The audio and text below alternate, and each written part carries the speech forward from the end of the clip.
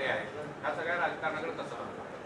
नाही, हे सगळं घडी विस्कटून टाकायचं काम या भाजप सरकारने केलेलं आहे, मोदी सरकारने केलेलं आहे.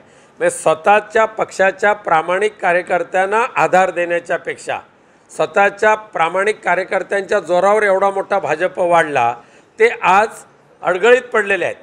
त्यांना कोणी विचारत नाही, पण ज्यांच्यावर हजारो कोटीचा भ्रष्टाचार होता ते आज भाजपचे कर्ते करविते झालेले आहेत. आणि म्हणून अशा या भ्रष्टाचारांच्या डबक्यात बुडालेल्या भाजपाच्या नेतृत्वाला यावेळेला महाराष्ट्रातली आणि देशातली जनता निवडणुकीच्या वेळेला धडा शिकवेल. आपल्या गटांचा भ्रष्टाचार काढलेला होता, मात्र अद्यापही संबंधित कंपन्यांवर कारवाई होत नाहीये. संबंधित विभाग त्याला पाठीशी घालतो असा आरोप केला जातोय. कसं बघता एकूणच या संबंधित विभागपेक्षा संबंधित मंत्री जे आहेत तेच अशा भ्रष्टाचार लोकांना पाठीशी घालत आहेत. केवळ कोल्हापूरमध्येच नव्हे तर नागपूरमध्ये औषध घोटाळा झालेला आहे, पुण्यामध्ये सुद्धा झालेलं आहे. त्यामुळे सध्या महाराष्ट्रातलं आरोग्य खातं हे भ्रष्टाचारांचं कुरण झालेलं आहे, पण त्याचा फटका रोग्यांना बसतो आहे. साहेब, राजकीय प्रश्न आहे.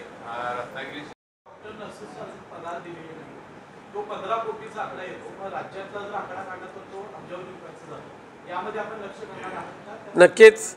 कोरोना कार्यकालामध्ये ज्याने कर्तव्य भावनेने स्वतःच्या जीवाची पर्वा न करता झोकून देऊन कोरोनाग्रस्तांचं औषधोपचार केले, त्यांचा जीव वाचवला, त्या डॉक्टर्स असतील, नर्सिंग स्टाफ असेल, त्याचबरोबर इतर त्यांचा पॅरामेडिकल स्टाफ असेल, ह्या सगळ्यांना आज वाऱ्यावर सोडण्याचं काम सध्याच्या महाराष्ट्र सरकारने केलेलं आहे. आरोग्य योजनेतून तुमच्या सरकारनं फक्त दावा करतायत, प्रत्यक्ष काही दिलेलं नाही आहे.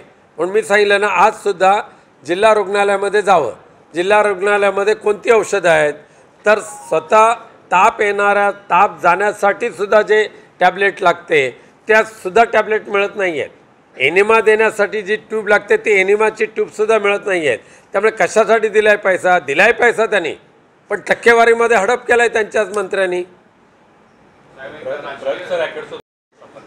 हो, हा ससूनचा रॅकेट हे तर संपूर्ण म्हणजे महाराष्ट्राला मान खाली घालावी लागेल अशा पद्धतीचं दुष्कृत्य झालेलं आहे. आणि पुण्याचं ससून सोडावं, कळव्याच्या हॉस्पिटलमध्ये काय झालं?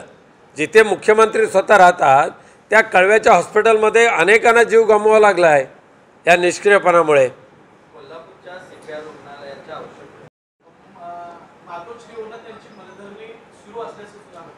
नाही, पक्षप्रमुख उद्धवजी ठाकरे सर्वांना भेटतात, सर्वांशी चर्चा करतात. राजी नाराजी त्यांची आहे असं मला वाटत नाही.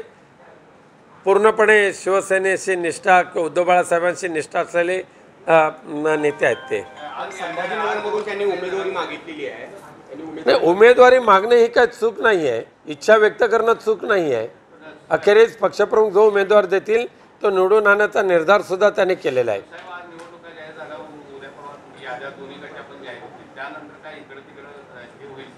मला अजिबात वाटत नाही. आघाडीच्या मध्ये जो समन्वय आहे, सुसंवाद आहे, हा खूपच चांगल्या पद्धतीने आहे.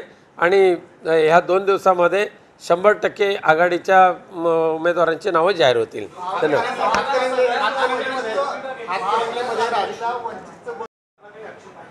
नाही, सध्या महाराष्ट्रातली आरोग्य सेवा पूर्णपणे व्हेंटिलेटरवर आहे. कारण दुर्दैवाने ह्या आरोग्य खात्याला मिळालेले मंत्री हे त्याला आरोग्याची किंवा म्हणून ह्या खात्याची जाण नसलेले तर नाहीत, परंतु ह्या क्षेत्रामध्ये सुद्धा जेवढं काय ओरबडायचं आहे तेवढं ओरबडण्याचं काम करतात. आज अगदी डॉक्टर्सना मानधन नाही मिळत, वेतन मिळत नाही, आरोग्यसेविकांना दिवसरात्र फिरणाऱ्या आरोग्यसेविकांना उपेक्षित जीवन जगावं लागतं. कोणत्याही जिल्हा रुग्णालयामध्ये 100% औषध पुरवठा तर नाहीत, पण साध्या तापावरच्या गोळ्यासुद्धा बाहेरून आणाव्या लागतात. आणि म्हणून अशा पद्धतीने सध्याची आरोग्यसेवा सुधारवण्याची जबाबदारी ज्यांच्यावर आहे ते फक्त शासन आपल्या दारीच्या माध्यमातून लोकांपर्यंत स्वतःचा टेंबा मिरवण्याचा प्रयत्न करतात, करोडो रुपये त्याच्यावर खर्च करतात, पण आरोग्यावर मात्र लाखो रुपये खर्च करण्याची सुद्धा त्यांची दानत राहिलेली नाही. प्रार्थना आहे. माझ्याकडे त्याची अपडेट आता नाही आहे, कारण मी आलो डायरेक्ट सिंधुदुर्ग रत्नागिरीमधून. धन्यवाद.